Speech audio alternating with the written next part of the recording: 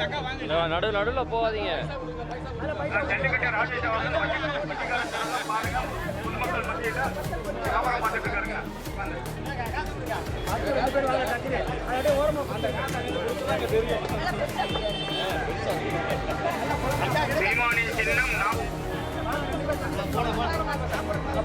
சீமானின் சின்னம் மைக்கு சின்னம்.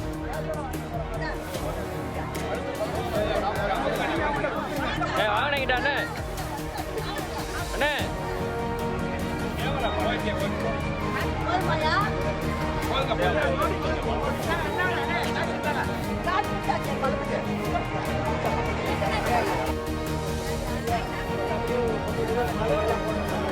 சொந்தக்காரங்க எல்லாத்தையும் சொல்லியிருக்காங்கம்மா. நாம் தமிழர் கட்சி வேட்பாளராக திருச்சி பாராளுமன்றத்துக்கு நான் போட்டிக்கிட்டுறேன். இன்றைக்கி உறையூரில் வந்து மேற்கு தொகுதியில் உறையூரில் பிரச்சாரத்தை ஆரம்பிச்சிருக்கிறோம். இந்த உறையூர் மண் பார்த்திங்க அப்படின்னா இங்கே வந்து வியாபாரிகள் அப்படிங்கிறது சந்தைன்றது உறையூர் மார்க்கெட்டுன்றது திருச்சியிலே கிட்டத்தட்ட ஒரு பெரிய மார்க்கெட்டு. ஆனால் இவங்களோட வாழ்வாதாரம் இன்றைக்கும் பார்த்திங்கன்னா இந்த மெயின் ரோட்டில் இவங்க வந்து ரோட்டில் தரக்கடை போட்டு தான் நிறைய பேர் இன்றைக்கி வந்து அவங்க வாழ்வாதாரத்தை கடத்திக்கிட்டு இருக்கிறாங்க. நான் ஒரு முக்கிய உறுதிமொழியாகவும் அவங்களுக்கு கொடுத்துருக்குறேன்.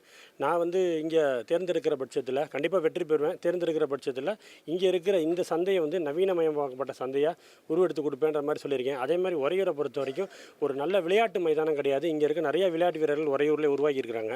ஒரு நல்ல விளையாட்டு மைதானம் நவீனமயக்கப்பட்ட ஒரு விளையாட்டு மைதானம் செஞ்சு கொடுக்குறேன்னு சொல்லி இங்கே இருக்க மக்களுக்கு உறுதி கொடுத்துரு. இப்போ தான் மக்கள் களத்தில் போயிட்டுருக்கேன். நிறையா பிரச்சனைகளை முன் வைக்கிறாங்க. அதை பொறுத்து நான் இங்கே உறையூருக்கு என்னென்ன வளர்ச்சி திட்டங்கள் கொண்டு வருவேன்றதை அடுத்தடுத்த கட்டத்தில் நான் சொல்லுவேன்.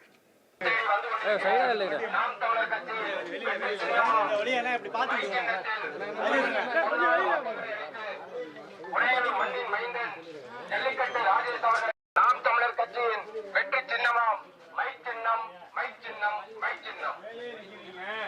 நம்ம தெரு பையன் வராப்ல கட்சியின் வெற்றி வேட்பாளர் ஜல்லிக்கட்டு ராஜேஷ் அவர்கள் நாம் தமிழர் கட்சியின் வெற்றி சின்னமாம் மை சின்னத்தில் உங்கள் பொன்னான வாக்குகளை அளித்து உறையூர் மண்ணின் மைந்தன் ஜல்லிக்கட்டு ராஜேஷ் அவர்களை வெற்றி பெற செய்யுமாறு பணிவன்புடன் கேட்டுக் கொள்கிறோம். நாம் தமிழர் கட்சியின் வெற்றி சின்னமாம் மை சின்னம் மை சின்னம் மை சின்னம்.